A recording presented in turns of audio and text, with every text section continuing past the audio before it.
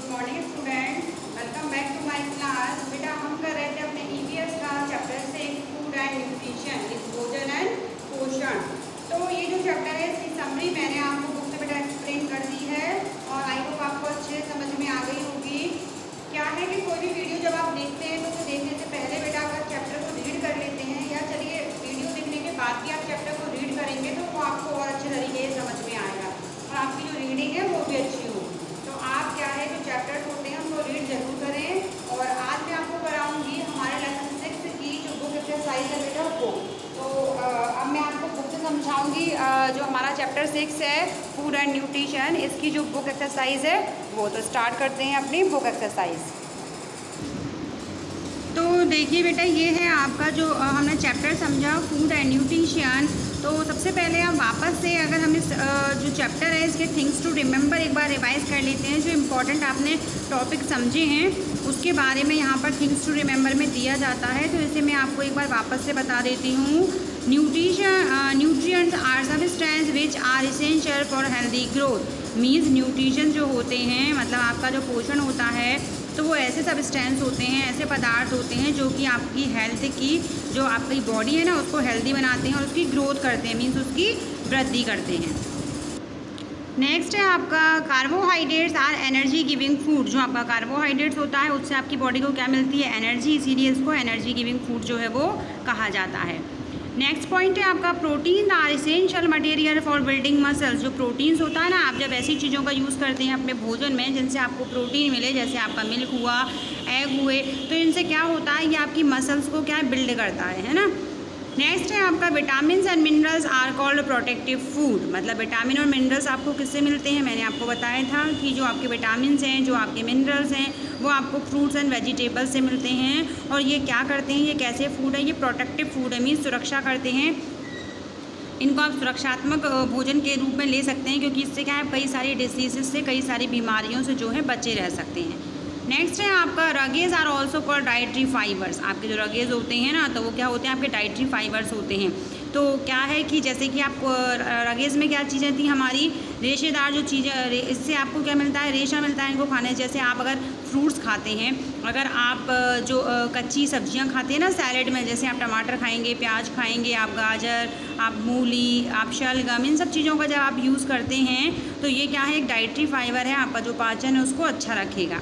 Balance diet contains all nutritions in the right proportion. अब आपका जो बैलेंस डाइट है, जो संतुलित आहार होता है, वो क्या होता है कि उसमें सारे न्यूट्रिएंट्स, सारे पोषण जो होते हैं वो एक निश्चित प्रोपोर्शन है, मतलब एक निश्चित मात्रा में क्या है प्रेजेंट रहते हैं। अब है आपका tick the correct answer. Exercise में फर्स्ट हमारे दिए गए हैं टिक द करेक्ट आंसर। तो फर्स्ट है आपका orange are good source of. Orange मैंने आपको, हमने समझे थे ना अलग अलग टाइप की विटामिन, तो मैंने आपको बताया था कि खट्टे फलों से आपकी बॉडी को क्या मिलता है। तो क्या होता है ऑरेंज किस में आएगा बेटा, खट्टे फलों में। तो ऑरेंज जो है वो किसका सोर्स है, विटामिन ए, बी या सी। तो इसीलिए जो खट्टे फल होते हैं उनसे आपको विटामिन सी मिलता है और आपको पता है कि ऑरेंज भी खट्टे फलों में है तो आपको इससे क्या मिलेगा, विटामिन सी। सेकेंड क्वेश्चन है आपका the main source of carbohydrate are. Carbohydrate जो है ना उसका मेन सोर्स क्या है, मेन स्रोत क्या है, मीन्स आप किन चीज़ों को अपनी डाइट में शामिल करेंगे जिससे आपकी बॉडी को कार्बोहाइड्रेट्स मिले। तो यहाँ है rice and potato, sea food या बटर ऑयल। तो क्या हो जाएगा, राइस एंड पटेटो। अगर आप चावल और आलू को अपनी डाइट में शामिल करते हैं, अपने भोजन में शामिल करते हैं तो इससे आपको क्या मिलेगा, कार्बोहाइड्रेट। नेक्स्ट है आपका lack of enough water in our body cause. अगर आपकी बॉडी में पानी की कमी हो जाती है तो उससे आपको क्या हो सकता है, डिहाइड्रेशन, डायबिटीज़ या कैंसर। तो बेटा पानी की कमी जब आपकी बॉडी में हो जाएगी तो मैंने आपको क्या बोला था कि डिहाइड्रेशन की जो प्रॉब्लम है वो हमको हो सकती है। नेक्स्ट है क्वेश्चन, नेक्स्ट 4 नंबर है less intake of water may lead to. आप जब आप पानी पीते हैं तो क्या होगा उससे, तो यूरिन फॉर्मेशन होता है, यूरिन इन्फेक्शन होता है या एलर्जी। जब आप कम मात्रा में पानी पिएंगे तो आपको क्या होगा, तो उससे क्या होगा आपको कि आपको क्या यूरिन इन्फेक्शन जो है वो हो सकता है। The normal temperature of our body is. आपकी जो बॉडी है उसका नॉर्मल टेम्परेचर है वो कितना रहता है हमारी बॉडी का, 96.8 डिग्री फ़ारेनहाइट, 98.6 डिग्री फ़ारेनहाइट या 94.6 डिग्री फ़ारेनहाइट। तो यहाँ है आपका 98.6 डिग्री फ़ारेनहाइट। तो ये थे आपके tick the correct answer question number A के। अब हम करेंगे क्वेश्चन नंबर बी। तो क्वेश्चन नंबर बी में है आपके fill in the blanks. Nutrients deficiencies can leads us to many dash. आप जब न्यूट्रिशन डेफिशिएंसी मतलब जब आपकी बॉडी में अलग अलग न्यूट्रिशंस की कमी हो जाती है तो उसकी वजह से क्या होता है, आपको टाइप्स ऑफ डिसीज, कई सारी जो बीमारियां जो हैं वो हो जाती हैं। Dash is a condition mark bye brittle bones. जो आपकी बोन्स होती हैं जब वो कमज़ोर हो जाती हैं तो वो कौन सी कंडीशन कहलाएगी, ऑस्टियोपोरोसिस। ठीक है। थर्ड है dash and dash are the store house of proteins. किस किस से आपकी वो प्रोटीन मिलेगा, नट्स से मिलेगा एंड लेग्यूम से मिलेगा। 4 है आपका fats provide insulations to our body to maintain a normal. तो इससे आपका क्या आएगा, body temperature. Dash and dash are the best source of fibre. तो रॉ फ्रूट्स, जो कच्चे फ्रूट्स होते हैं और वेजिटेबल्स होती हैं, वो क्या हैं, आपके फाइबर्स के अच्छे सोर्स हैं।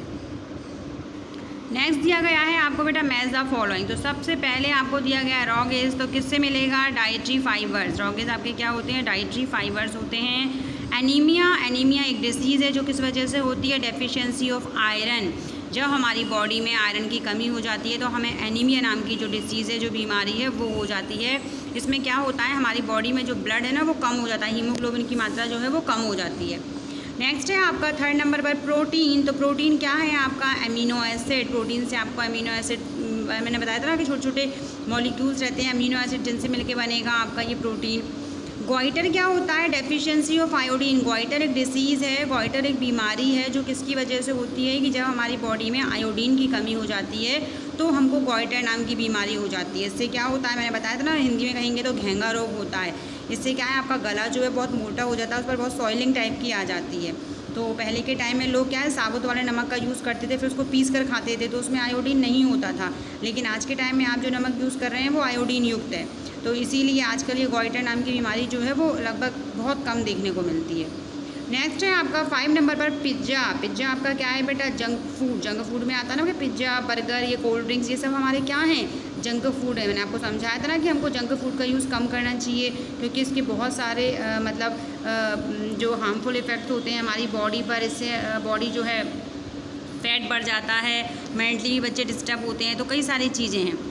नेक्स्ट है आपका डी, राइट, ट्रू और फॉल्स। तो देखिए, raw fruits and vegetable are the best source of fibres. Raw fruits आपके कच्चे जो फ्रूट्स होते हैं, फल होते हैं और आपकी सब्जियां होती हैं, वो सबसे अच्छा सोर्स हैं आपके फाइबर का, रेशों का। तो ये आपका ट्रू हो जाएगा। Scurvy is caused by the deficiency of vitamin A. जो स्कर्वी नाम की बीमारी है वो आपको विटामिन ए की कमी से होती है, तो ये रॉन्ग है बेटा। स्कर्वी किसकी वजह से होती है, विटामिन सी की वजह से होती है। जब हमारी बॉडी में विटामिन सी की कमी हो जाती है, जब हम खट्टी चीज़ों का यूज़ करना बंद कर देते हैं, तब क्या है, हमारी बॉडी में विटामिन सी की कमी हो जाती है, उससे स्कर्वी होती है। लेकिन यहाँ आपको बताया कि स्कर्वी जो है विटामिन ए की कमी से होती है, तो ये आपका फॉल्स होगा।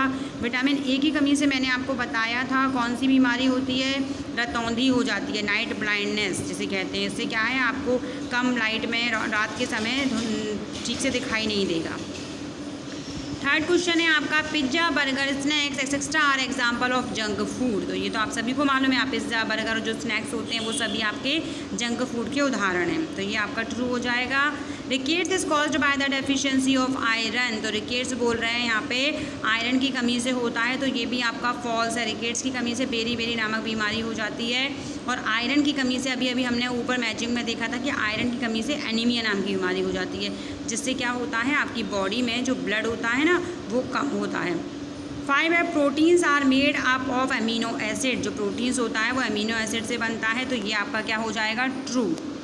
तो यहाँ मैंने बेटा आपको टिक द करेक्ट ऑप्शंस, आपके फिल इन द ब्लैंक्स और मैच द फॉलोइंग और ट्रू फॉल्स समझाए। आई होप आपको अच्छे से समझ में आ गए होंगे। और ये चैप्टर जो है वो आपका कंप्लीट हो चुका है। इसका PDF जो है मैं आपको सेंड कर दूँगी सैटरडे को।